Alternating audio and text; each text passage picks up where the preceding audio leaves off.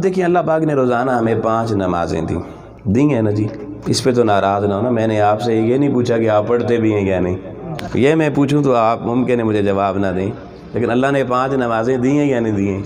اتنی بات کہنے میں کوئی شرمندگی تو نہیں ہے نا بھئی 5 نمازیں دی ہیں یا نہیں؟ ماشاءاللہ. چلو جی تراغ شریف ماشاءاللہ بڑی شریف جگہ ہے، ویسے ہی 5 تو ہیں نا جی، پکی بات ہے. اب دیکھیں یہ 5 کا راز کیا ہے؟ اس کا راز یہ ہے کہ بندہ صبح اٹھتا ہے تو رات سوتے میں بھی تو کوئی گناہ کر سکتا ہے نا جی. رات کی تنہائیوں میں چھپ کے اندھیروں میں لوگ کئی گناہ کرتے ہیں، بھول چوک بھی ہو جاتی ہے، خطا بھی ہو جاتی ہے. تو صبح اٹھتے ہی کہا پہلے وضو کر مصلی بچھا نماز پڑھ. پہلے نماز پڑھوائی. کیوں پڑھوائی یہ راز بتاتا ہوں. پھر بندہ کام پہ نکل گیا، مزدوری پہ نکل گیا، نوکری پہ نکل گیا، رزق کمانے نکل گیا، کہیں تھانے کچہری میں تاریخ بگزانے نکل گیا، کہیں کسی پٹوار خانے میں کوئی زمین کا فرد بنانے نکل گیا، اپنے اپنے کاموں پہ نکل گئے. اب فجر کے اور ظہر کے درمیان 5 6 7 8 گھنٹے اللہ نے رکھے ہوتے ہیں.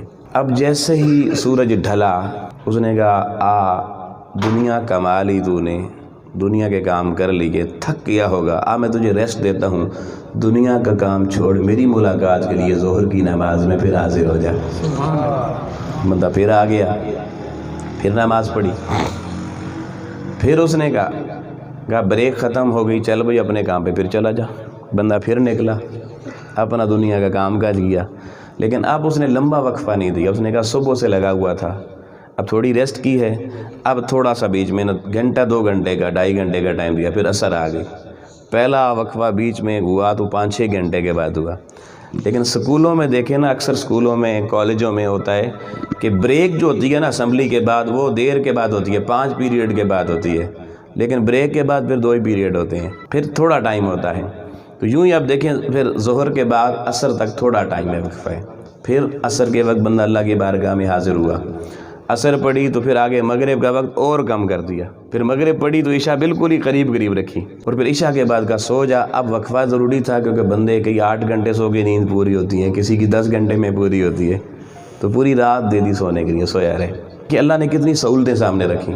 مگر قرآن مجید نے یہ ایک نماز کے بعد دوسری نماز تھوڑی تھوڑی دیر کے بعد یہ کیوں رکھی، اس کا ایک راز سمجھایا. اللہ پاک نے فرمایا بسم اللہ الرحمن الرحیم اقیم الصلاۃ طرفی النہار وزلفا من اللیل. فرمایا نماز پڑھا کرو، قائم کیا کرو، طرفی النہار نصف النہار کے دونوں اطراف، یعنی ادھر فجر کی طرف بھی جو نماز ہے وہ بھی پڑھا کرو، اور نصف النہار کے بعد ظہر عصر وہ بھی پڑھا کرو. وزلفا من اللیل، پھر رات آئے اور رات گہری ہونے تک عصر اور مغرب کی نماز یہ بھی پڑھا کرو. یا اللہ کیوں پڑھا کریں؟